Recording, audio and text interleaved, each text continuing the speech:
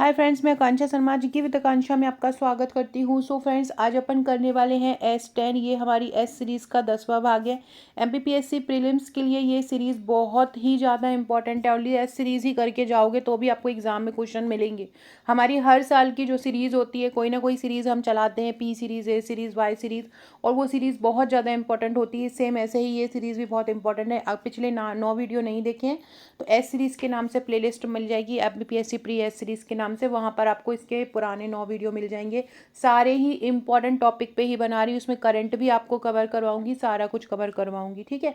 बाकी अगर आप हमारे कोर्स लेना चाहते हैं तो एप्लीकेशन डाउनलोड कर लीजिएगा। एप्लीकेशन का नाम है GK विद आकांक्षा शर्मा। याद रखिएगा, GK विद आकांक्षा के साथ शर्मा जरूर लगाइएगा।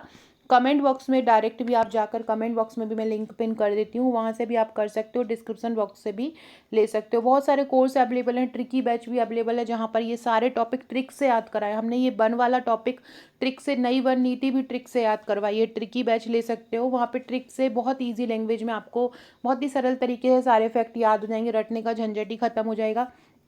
साथ ही में 2 हमारे MCQ बैच भी हैं। एक 25,000 MCQ का है जिसका चार्ज 499 है, और एक 7500 MCQ का है जिसका चार्ज 199। इन सब में आपको प्रैक्टिस के लिए टेलीग्राम ग्रुप मिलने वाला है जहां पर हम आपको प्रैक्टिस कराते हैं, ठीक है। जो ट्रिकी बैच है वहां पर आपको एप्लीकेशन पर टेस्ट देने मिलते हैं हर संडे। ट्रिकी बैच में आपको क्लासेस भी हैं, नोट्स भी हैं, MCQ भी हैं, PYQ है, सारा कुछ मिलेगा। चलिए बात करते हैं पहले क्वेश्चन की। मध्य प्रदेश में कुल भौगोलिक क्षेत्र का घोषित वन क्षेत्र प्रतिशत कितना होता है। देखो, घोषित वन क्षेत्र किसे कहते हैं। घोषित वन क्षेत्र वो होता है कि जब सरकार किसी क्षेत्र को मतलब सरकार किसी कानूनी रूप से किसी क्षेत्र को वन घोषित कर दे तो उसे हम घोषित वन क्षेत्र कहते हैं। जो कैसा हो, जो कानूनी रूप से सरकार इसे क्या कर दे, जब सरकार कानूनी रूप से किसी को वन घोषित कर देती है किसी क्षेत्र को, तो उसे घोषित वन क्षेत्र कहते हैं। तो चाहे हम 2020-21 की रिपोर्ट देखें, चाहे 2023 की वन रिपोर्ट देखें, इनके अकॉर्डिंग 30.72% का जो क्षेत्र मध्य प्रदेश में है वो घोषित वन क्षेत्र कहलाता है, जिसको हम रिकॉर्डेड फॉरेस्ट एरिया या RFA भी बोलते हैं। जबकि एक होता है वास्तविक वनावरण, जो कि टोटल वास्तविक वनावरण होता है। चित्रों जैसे कि हमने उपग्रह के द्वारा मापा, चित्रों के द्वारा मापा, हमने देखा यहाँ भी वन है, यहाँ भी वन है, तो वो कुल देखा गया एक वास्तविक वन आवरण होता है। लेकिन कुछ क्षेत्र को सरकार घोषित कर देती ये वन ही है, प्रॉपर वन है, तो वो घोषित वन क्षेत्र कहलाता है। अगर हम वास्तविक वन आवरण क्षेत्र देखें तो वो लगभग 25% होता है। वास्तविक वन आवरण क्षेत्र कुल भौगोलिक क्षेत्र का कितना है, तो वास्तविक वन आवरण क्षेत्र जो है वो 25% है। जबकि घोषित वन क्षेत्र कितना है, सरकार द्वारा 30.72% है। मध्य प्रदेश में वास्तविक वन आवरण कितना है, 77,073 वर्ग किलोमीटर। 77,073 वर्ग किलोमीटर मध्य प्रदेश का वास्तविक वन आवरण है, जो हमें सैटेलाइट द्वारा, चित्रों के द्वारा मापा गया है। जो घोषित क्षेत्र होता है उसमें वो सारी जमीन मानी शामिल हो जाती हैं जिन्हें कागजों में वन माना जाता है, चाहे वहाँ पेड़ हो या ना हो। जबकि वास्तविक क्या होता है कि इसमें केवल वही जमीन शामिल होती हैं जो वास्तव में पेड़ होते हैं जहाँ पर। तो इसलिए वास्तविक कितना है, 25% है, और घोषित वन क्षेत्र कितना है, 30.72% है, ठीक है। दोनों का अंतर याद रखना। अगला क्वेश्चन है, मध्य प्रदेश का राज्य वृक्ष क्या है। मध्य प्रदेश के राज्य वृक्ष की बात करें तो मध्य प्रदेश का राज्य वृक्ष बरगद है। मध्य प्रदेश का राज्य वृक्ष कौन सा है, बरगद है। 1 नवंबर 1981 को मध्य प्रदेश के स्थापना दिवस मतलब रजत जयंती के अवसर पर, मध्य प्रदेश का जो स्थापना दिवस है और रजत जयंती के अवसर पर इसको वृक्ष राज्य वृक्ष घोषित किया गया था, है ना। तो ये भी पूछ सकते हैं कि ये जो मध्य प्रदेश का राजकीय वृक्ष कब बनाया था, तो 1 नवंबर 1981 को। 25 साल हो गए थे मध्य प्रदेश की स्थापना को, 1956 से स्थापना हुई थी तो उस पर 25 साल हो गए थे, तो रजत जयंती मनाई थी। तो इसी उपलक्ष्य में राज्य बरगद वृक्ष को घोषित किया गया था। और इसको बोला जाता है फिकस बैगलेनेसिस। इसका फिकस बैगलिनेशियस इसका क्या होता है, एक बॉटनिकल नेम होता है। इसके अलावा अगर हम राजकीय पशु की बात करें तो मध्य प्रदेश का राजकीय पशु बारहसिंगा है, जो ब्रैडरी प्रजाति का है। बारहसिंगा मध्य प्रदेश का राजकीय पशु है, वो किस प्रजाति का है, ब्रैडरी प्रजाति का मध्य प्रदेश का राजकीय पशु है। इसके अलावा पक्षी की बात की जाए कि मध्य प्रदेश का राजकीय पक्षी कौन सा है, तो पक्षी है दूधराज, इसको पैराडाइज फ्लाईक्लेचर भी बोलते हैं, है ना। और शाही बुलबुल भी इसको बोला जाता है। दूधराज को और क्या बोला जाता है, दूधराज को शाही बुलबुल भी बोला जाता है। इसके अलावा मध्य प्रदेश का अगर हम बात करें कि राजकीय पुष्प कौन सा है, तो मध्य प्रदेश का राजकीय पुष्प है सफ़ेद लिली। मध्य प्रदेश का राजकीय पुष्प क्या है, सफ़ेद लिली है।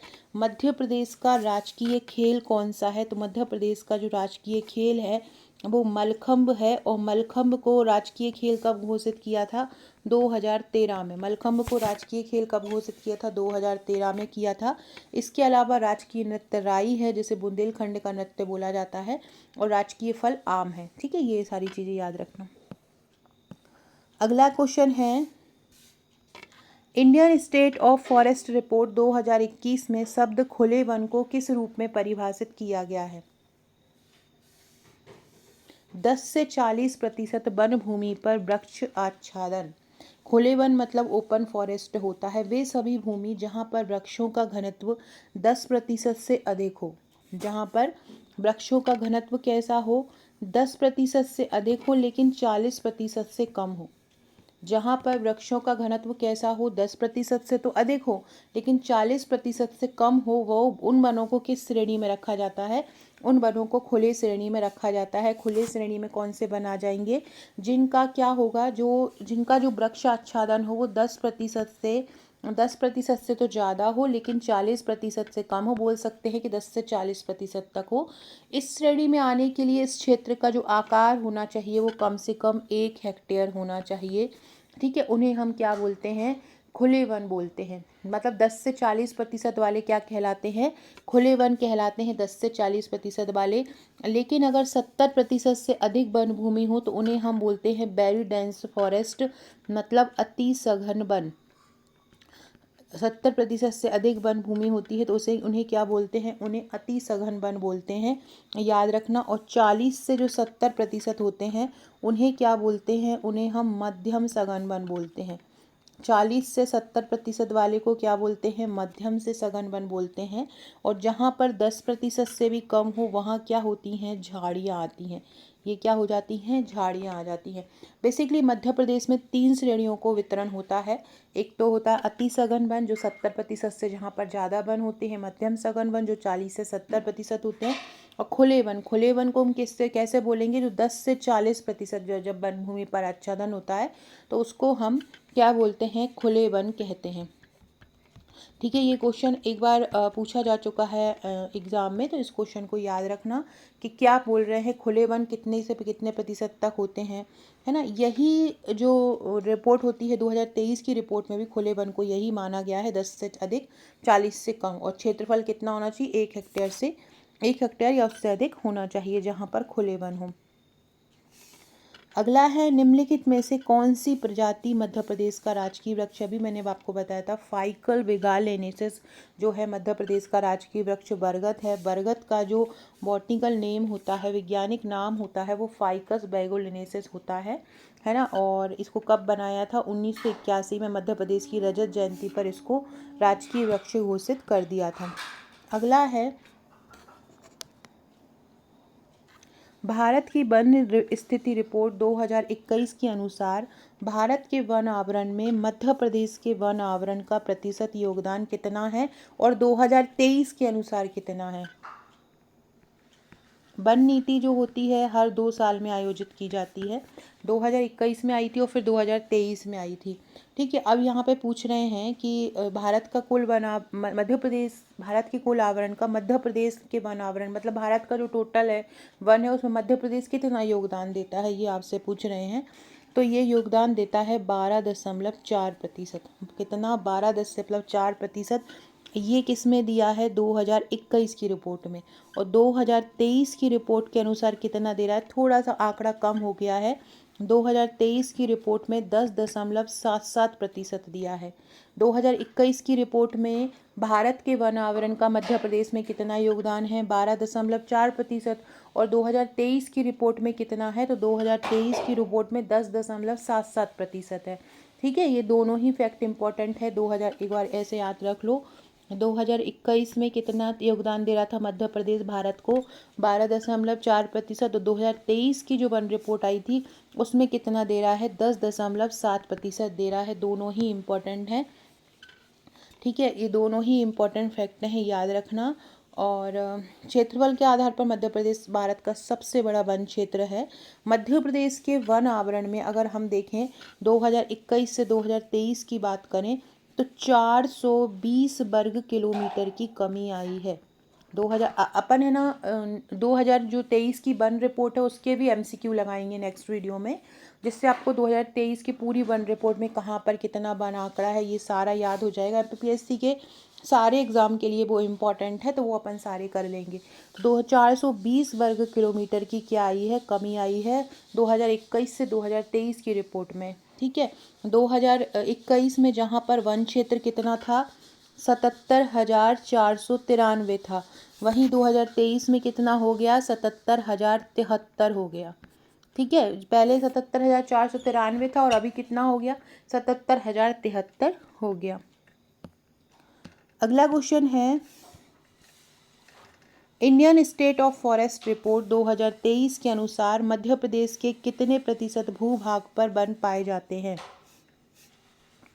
मध्य प्रदेश का ऐसा कितना प्रतिशत भूभाग है जहाँ पर वन पाए जाते हैं, तो मध्य प्रदेश के लगभग बात की जाए तो मध्य प्रदेश के लगभग 25% भूभाग पर वन पाए जाते हैं।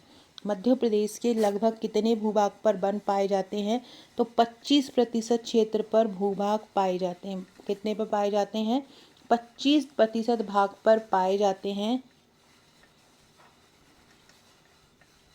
ठीक है, तो इसका आंसर कितना हो जाएगा, 21.76 नहीं, वो लगभग इसमें तो मैच यही कर रहा है। तो मध्य प्रदेश का जितना भी क्षेत्रफल है उसके 25% भूभाग पर क्या पाए जाते हैं, वन पाए जाते हैं। एक है ना, 25% भूभाग पर क्या पाए जाते हैं, वन, जो टोटल वनावरण है। जबकि घोषित वनावरण है, सरकारी जो कागजात हैं उनमें कितना पाया जाता है घोषित आवरण, घोषित अभी अपन ने पढ़ा था, घोषित 30.7 है। और ये पूरे भारत के भौगोलिक क्षेत्र का, अगर पूरे भारत के भौगोलिक क्षेत्र का देखें तो ये कितना है, 21.76% है। 21.76% ये किसका है, पूरे भारत के भौगोलिक क्षेत्र का, मतलब मध्य प्रदेश के जो वन है पूरे भारत के भौगोलिक क्षेत्रफल का कितना है, 21.71% है। तो अगर पर भारत के कुल वन आवरण में मध्य प्रदेश का पूछें तो 21.7 लगाना, और मध्य प्रदेश के वन आवरण, मध्य प्रदेश के क्षेत्रफल में वन आवरण का पूछें तो 25% लगाना। ठीक है, 25% आंसर होगा। अगला क्वेश्चन है, मध्य प्रदेश के उत्तर पश्चिमी भाग पर मुख्यतः कटेली झाड़ियाँ पाई जाती है। बिल्कुल सही, कटेली झाड़ियाँ क्या होती है, मतलब जहाँ 10% से जो वन होते हैं कम होते हैं, इसके अलावा जहाँ बारिश कम होती है, तो ये सही है। दूसरा है, इसका कथन है मध्य प्रदेश का पश्चिम उत्तर भाग अर्ध शुष्क जलवायु का क्षेत्र है। तो बताना है कि इन दोनों में क्या सही है। तो देखो, दूसरा बता रहा है कि शुष्क जलवायु, यही कारण है कि वहाँ पर कटीले वन है, तो ए और आर इसका दोनों ही सही हो जाएगा, और आर जो होगा ए की सही व्याख्या हो जाएगी। अगला है, निम्नलिखित में मध्य प्रदेश के किस क्षेत्र में इनमें सबसे सघनतम वन पाए जाते हैं, मतलब जहाँ पर 70% से अधिक वन पाए जाते हैं। देखो, वहाँ होगा, इनमें से वो चीज़ होगी जहाँ पर बहुत ज़्यादा वर्षा हो रही होगी। तो इनमें से कहाँ पर वर्षा सबसे ज़्यादा होती है, सतपुड़ा मैकाल क्षेत्र में, जो मध्य प्रदेश है, ये मध्य प्रदेश है, मध्य प्रदेश का ये वाला जो भाग है इसको हम क्या बोलते हैं, ये सतपुड़ा मैकाल भाग होता है। और यहाँ पर क्या होती है, सबसे ज़्यादा वर्षा होती है। यही कारण है कि यहाँ पर वन, वर्षा होगी तो वन अपने आप ही उगेगा, है ना, तो वहाँ यहाँ पर सबसे ज़्यादा वन पाए जाते हैं। कहाँ पर पाए जाते हैं, सतपुड़ा मैकाल क्षेत्र में पाए जाते हैं। अगला है, मध्य प्रदेश के उष्ण शुष्क पर पतझड़ वन में मुख्य रूप से कौन सा वृक्ष पाया जाता है, सागौन वृक्ष पाया जाता है। मध्य प्रदेश के उष्ण शुष्क पतझड़ वन में कौन सा वृक्ष पाया जाता है, सागौन। सागौन मध्य प्रदेश में लगभग 20.6% भाग पर पाया जाता है ना। और ये वहाँ पे पाया जाता है जहाँ पर लगभग 75 से 100 सेंटीमीटर वर्षा होती है। और ये मध्य प्रदेश का प्रमुख उपज है। सागौन जो है मध्य प्रदेश का प्रमुख वृक्ष है। सागौन के अलावा शीशम, नीम, पीपल, तेंदुपत्ता ये भी पाए जाते हैं। ये नर्मदापुरम, जबलपुर, सागर इन क्षेत्रों में सागौन वन पाया जाता है। तो कितना 20.6% सागौन वन पाया जाता है। अगला है वन स्थिति रिपोर्ट के अनुसार मध्य प्रदेश के कुल भौगोलिक क्षेत्रफल का कितना प्रतिशत वन, अभी अपन ने पढ़ा था कितना है, 25.14% रहा है। फ्रेंड ये देखिए, ये मेरा व्हाट्सअप नंबर है, ये जो आप देख रहे हैं 62601904, ये मेरा व्हाट्सअप नंबर है। यहाँ आप मुझे हाई करके अपना नंबर सेव करवा सकते हैं। हाई लिखकर अपना नंबर सेव करवा दीजिएगा। इससे क्या होगा, स्टेटस के थ्रू आपको बहुत सारे क्वेश्चन याद होते रहेंगे, बहुत सारे प्रश्न आपको लगातार स्टेटस में याद करा रही हूँ। साथ ही में टेलीग्राम को भी ज्वाइन कर लीजिएगा। टेलीग्राम की लिंक डिस्क्रिप्शन बॉक्स में मिलेगी। यहाँ पर भी मैं लगातार प्रश्नों को याद करवा रही हूँ, बहुत सारे क्वेश्चन आपको याद होते रहेंगे लगातार। तो आप हमारे टेलीग्राम को भी ज्वाइन कर लीजिएगा, व्हाट्सएप ग्रुप को भी ज्वाइन कर लीजिएगा। व्हाट्सएप ग्रुप की लिंक भी मिल जाएगी, PDF भी वहाँ पर। असिस्टेंट रजिस्ट्रार हो, असिस्टेंट प्रोफेसर हो, लगातार इनकी तैयारी करा रही हूँ मैं। इसके अलावा MPGK का एक भंडारा भी लॉन्च करने वाली हूँ यूट्यूब पर निःशुल्क। MPPSC की जो विभिन्न परीक्षाएं हुई हैं, जैसे कि इंजीनियरिंग परीक्षा हो गई, ADPO हो गई, इनके जो प्रीवियस ईयर्स में 15 सालों में जो क्वेश्चन पूछे गए हैं उन क्वेश्चन को भी मैं कराने वाली हूँ। तो सारे लोग चैनल को सब्सक्राइब कर लेना, न्यू है, टेलीग्राम को ज्वाइन कर लेना और व्हाट्सएप ग्रुप को भी हाई लिख कर भेज देना। अगला है मध्य प्रदेश वन विकास कॉरपोरेशन निगम की स्थापना किस वर्ष हुई थी? मध्य प्रदेश वन विकास कॉरपोरेशन कब बना था? तो ये बना था 24 जुलाई 1975। मध्य प्रदेश वन विभाग कॉरपोरेशन कब बना था? 24 जुलाई 1975 को बना था। इसकी स्थापना का उद्देश्य था राज्य के जो निम्न श्रेणी के वन क्षेत्र हैं उनको उच्च गुणवत्ता वाले वनों में बदलना, उनकी उत्पादकता बढ़ाना, उनका आर्थिक मूल्य बढ़ाना। ये कंपनी अधिनियम 1956 के तहत पंजीकृत है। और इसका मुख्यालय कहाँ पर है? इसका मुख्यालय भोपाल में है। ये निगम जो है औद्योगिक लकड़ी और बांस के वृक्षारोपण का काम करता है। ये फ्रेंड्स, ये जो क्वेश्चन देख रहे हो ना, अगर आपने मेरा रैपिड फायर वाला MCQ लिया होगा 499 वाला, उसमें भी आपको ये MCQ मिल जाएंगे सेम ऐसे ही। वहाँ पर ऐसी ही PPT। जो रैपिड फायर है वो इसलिए इम्पोर्टेंट है आपके लिए क्योंकि देखो उसमें ये क्वेश्चन लिखा हुआ है, ये आंसर लिखा हुआ है और प्रैक्टिस बहुत ईजी कर सकते हो। सारी नई रिपोर्ट, सारे नए आंकड़े, हर टॉपिक के MCQ, प्राचीन भारत संकल्पना के सारे कुछ आपको मिल जाएंगे वहाँ पर, तो आप वो उसको ले सकते हो। अगला है मध्य प्रदेश शासन के अनुसार, इम्पोर्टेंट है, मध्य प्रदेश शासन के अनुसार कुल वन क्षेत्रों का निम्नलिखित में से कितना प्रतिशत संरक्षित वन क्षेत्र के अंतर्गत है? संरक्षित वन क्षेत्र वो होता है जो सरकार द्वारा संरक्षित कर लिया गया हो, है ना, जिसको हम प्रोटेक्टेड फॉरेस्ट बोलते हैं। तो एक होता है आरक्षित वन और एक होता है संरक्षित वन। देखो एक होता है कौन सा? आरक्षित वन, जिसको हम बोलते हैं रिजर्व फॉरेस्ट। एक होता है संरक्षित वन, जिसको हम बोलते हैं प्रोटेक्टेड फॉरेस्ट। और एक होता है अवर्गीकृत वन। मध्य प्रदेश की बात करें तो सबसे ज़्यादा जो है यहाँ पर आरक्षित वन है। ये आरक्षित वन कितना है? आरक्षित वन का जो प्रतिशत है लगभग 65.3% है। आरक्षित वन वो होते हैं जहाँ पर मानवीय गतिविधियाँ पूरी तरह से प्रतिबंधित होती हैं। कोई भी जाकर वहाँ पे पेड़ नहीं तोड़ सकता, पशुओं को नहीं चरा सकता, तो वो आरक्षित वन कहलाते हैं। दूसरा होता है संरक्षित नियम। इनका जो प्रतिशत है लगभग 32.8% है मध्य प्रदेश में। यहाँ क्या होता है, थोड़ा सा मतलब अनुमति दे दी जाती है, थोड़ा सा नियमों में ढिलाई दी जाती है। कुछ विशेष नियमों के साथ पशु चराने और लकड़ी काटने की अनुमति होती है। और तीसरा होता है अवर्गीकृत वन। ये लगभग 1.8% या 2% समथिंग होते हैं।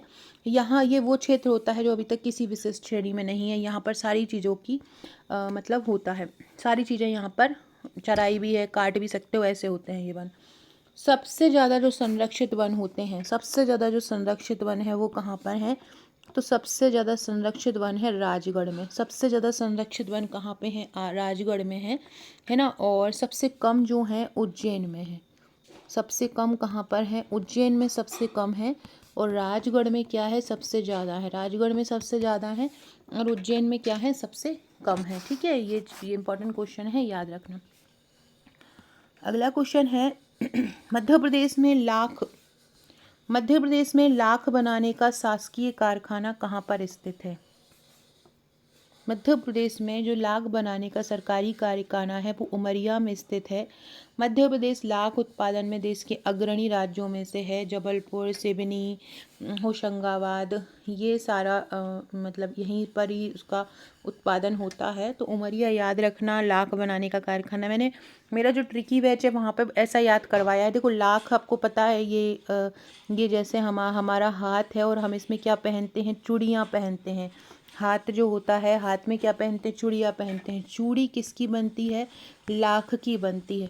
पर लाख की चूड़ी हर उम्र में नहीं पहनी जाती, कम उम्र में लाख की चूड़ी पहनते हैं।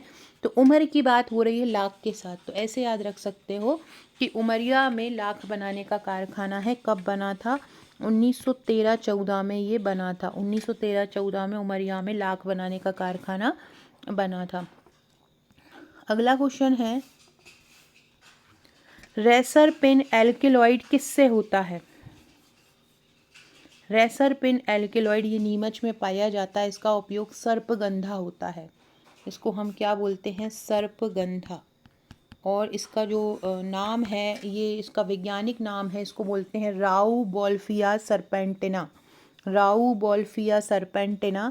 ये किस में होता है, सर्पगंधा के पौधे से प्राप्त होता है। रेस्पररिन और जो अल्कलाइड होता है उसको हम राउबोल्फिया सरपेंटिना बोलते हैं। और ये कहाँ से मिलता है, सर्पगंधा के पौधे से ये प्राप्त होता है। ये अल्कलॉइड मुख्य रूप से पौधों की जड़ों में पाया जाता है। सर्पगंधा जो होता है, अगर किसी को हाई बीपी होता है तो हाई बीपी को कंट्रोल करने का काम करता है। इसके अलावा जो अनिद्रा अगर हो जाती है तो उसका भी उपचार करता है। तो रेस्परपिन जो अल्कलॉइड होता है वो कहाँ पे होता है, सर्पगंधा में होता है।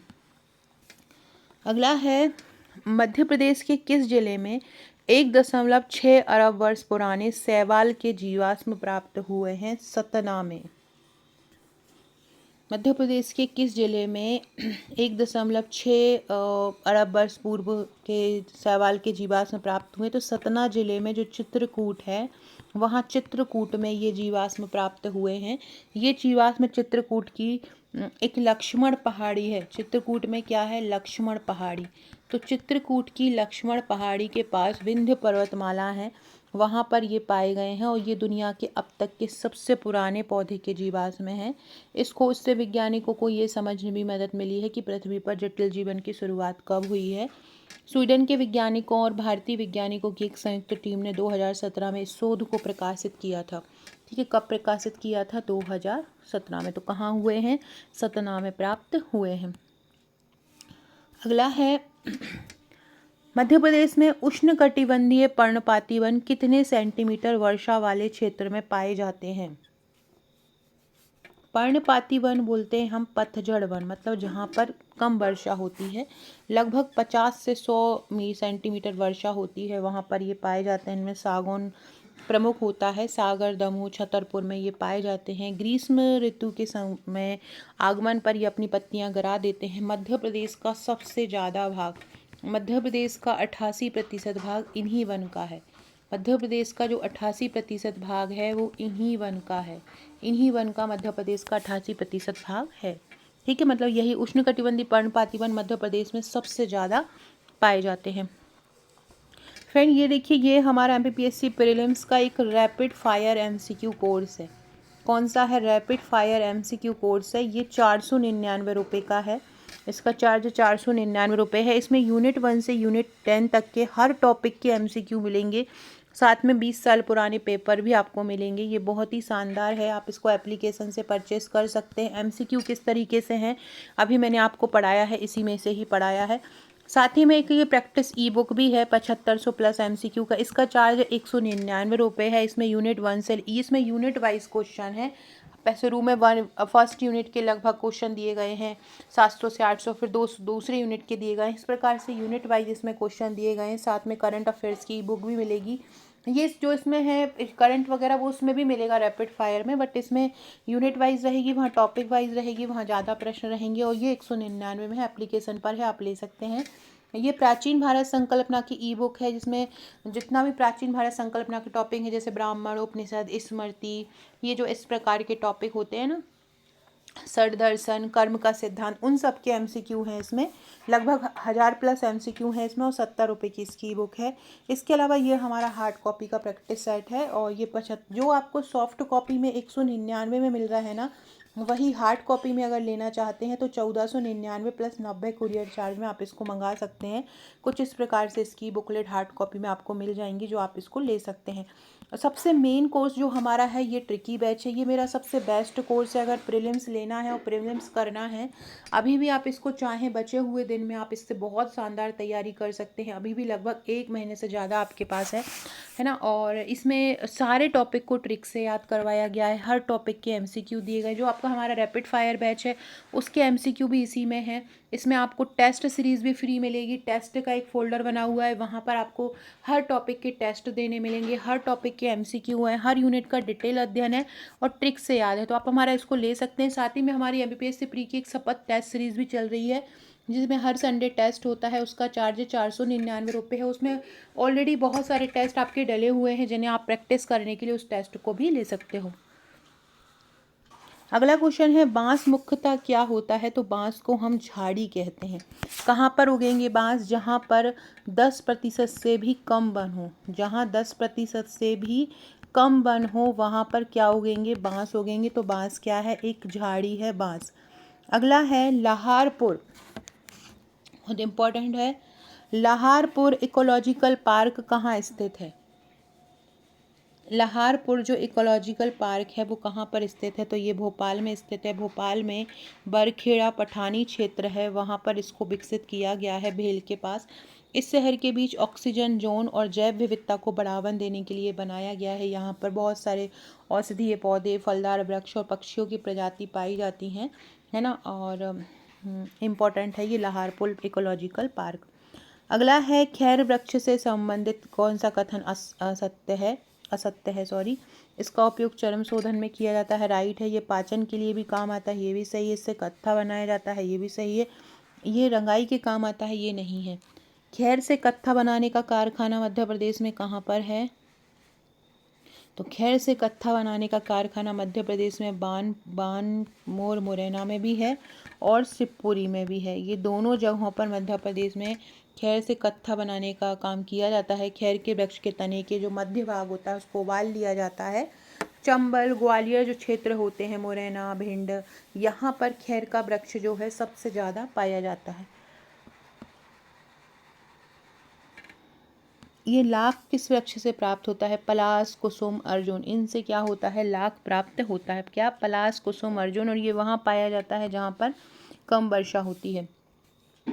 मध्य प्रदेश के किस जिले में उष्णकटिबंधीय वन अनुसंधान केंद्र स्थित है? मध्य प्रदेश का ऐसा कौन सा जिला है जहाँ पर उष्णकटिबंधीय वन अनुसंधान केंद्र, जिसको हम TFRI भी बोलते हैं। TFRI का मतलब ट्रॉपिकल फॉरेस्ट रिसर्च इंस्टीट्यूट होता है।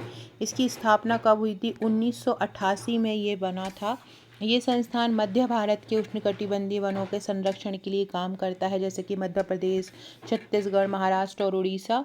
ये भारतीय वानिकी अनुसंधान एवं शिक्षा परिषद जो है देहरादून, उसके अधीन एक संस्था के रूप में कार्यरत होता है। तो उष्णकटिबंधीय वन अनुसंधान केंद्र कहाँ पर है? जबलपुर में। इसके अलावा भारतीय वन प्रबंधन संस्थान भी कहाँ पर है? जबलपुर में है। भारतीय वन प्रबंधन संस्थान भी कहाँ पर है? तो भारतीय वन प्रबंधन संस्थान की बात करें तो भारतीय वन प्रबंधन संस्थान भी जबलपुर में है, और उष्णकटिबंधीय वन अनुसंधान संस्थान भी कहाँ पर है? जबलपुर में है। अगला है, Indian Institute of Forestry Research and Human Resource Development Madhya Pradesh के किस जिले में है? छिंदवाड़ा जिले में है।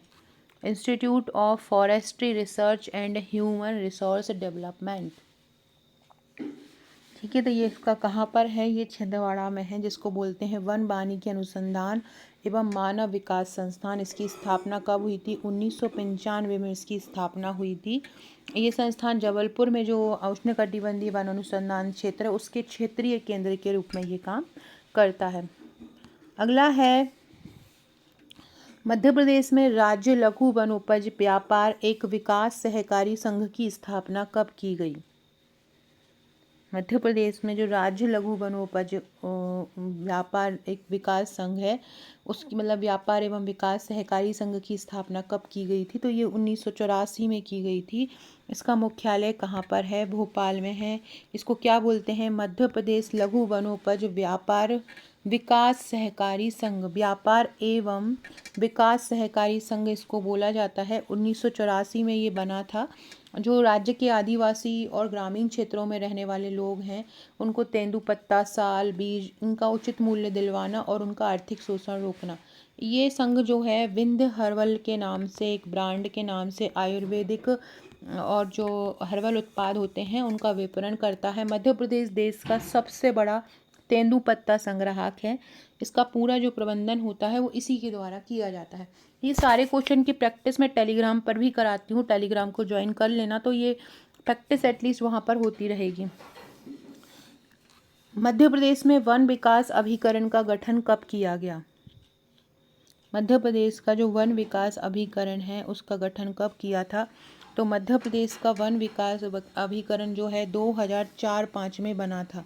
मध्य प्रदेश का जो वन विकास अभिकरण है वो कब बना था? मध्य प्रदेश का वन विकास अभिकरण 2004-05 में बना था। ये 3 स्तर पर काम करता है ना। एक तो होता है राज्य स्तर पर, राज्य वन विकास प्राधिकरण होता है, एक वन मंडल पर होता है जिसको हम वन विकास प्राधिकरण कहते हैं, और एक ग्राम स्तर पर होता है जहाँ पर वन प्रबंधन समितियाँ होती हैं। ग्राम स्तर पर क्या हो जाती हैं? समिति आ जाती है, और यहाँ पर वन विकास प्राधिकरण आ जाता है ना। मध्य प्रदेश वन विकास निगम की बात करें तो वो 1975 में बना था। और ये कब बना था? 2004-05 में बना था, याद रखना, ठीक है। और जबकि राज्य वन विकास जो अभिकरण है, इसका विधिवत जो पंजीकरण किया गया है, विधिवत पंजीकरण कब किया गया है? तो ये किया गया है 2010 में। तो अब अगर 2010 आंसर आता है तो इसका आंसर 2010 होगा, क्योंकि इसका विधिवत जो पंजीकरण है ना, जापान के सहयोग से ये परियोजना चल रही है, उसके तहत इसका जो बनाया गया था 2010 में बनाया गया था। बताना है इनमें से कौन सही है कौन गलत है। देखो अभी अपन ने बताया ह्यूमन रिसोर्स डेवलपमेंट कहाँ पर है? छिंदवाड़ा में है ना। इसके अलावा उष्णकटिबंधीय वन अनुसंधान केंद्र है, जबलपुर में है, ठीक है। Indian Institute of Forest Management कहाँ है? तो Indian Institute of Forest Management Madhya Pradesh की राजधानी कहाँ पर है? भोपाल में है। और राजीव गांधी सहभागी वानिकी प्रशिक्षण संस्थान ये कहाँ पर है? सिवनी में है। जो भारतीय वन प्रबंधन संस्थान है ना, वो कब बना था? ये बना था 1982 में। पूछा जाता है भारतीय वन प्रबंधन संस्थान जो भोपाल में है कब बना था? 1982 में बना था। फिर बताओ मध्य प्रदेश का पहला फॉरेस्ट कॉलेज कहाँ है? सबसे पहले देखते हैं मध्य प्रदेश का पहला फॉरेस्ट कॉलेज कहाँ है? बालाघाट में है। कब बना था? 1989 में मध्य प्रदेश का पहला फॉरेस्ट कॉलेज बना था। मध्य प्रदेश का पहला वन स्कूल कहाँ बना था? मध्य प्रदेश का पहला वन स्कूल कहाँ पे बना था? जहाँ पे वनों का स्कूल है वो कहाँ बना था? शिवपुरी में। शिवपुरी में मध्य प्रदेश का पहला क्या बना था? वन स्कूल बना था, ठीक है। इसके अलावा Indian Institute of Forest management, अभी अपन ने पढ़ा था कि भारतीय प्रबंधन संस्थान कहाँ पर है? भोपाल में है। और राष्ट्रीय वन अनुसंधान का क्षेत्रीय कार्यालय कहाँ पर है? जबलपुर में, ठीक है, ये याद रखना। अगला है मध्य प्रदेश में वानिकी संदेश एवं धन नामक पत्रिका का प्रकाशन किस संस्था द्वारा किया जाता है? देखो ये वानिकी संदेश एवं धन, ये दोनों पत्रिकाएं वनों से संबंधित है, सबसे पहले ये ध्यान रखना। और इनका जो प्रकाशन किया जाता है ये धन को बोलते हैं वन धन, इसका नाम है वन धन पत्रिका होती है। अकेले धन नहीं होती, ये वन धन होती है ना।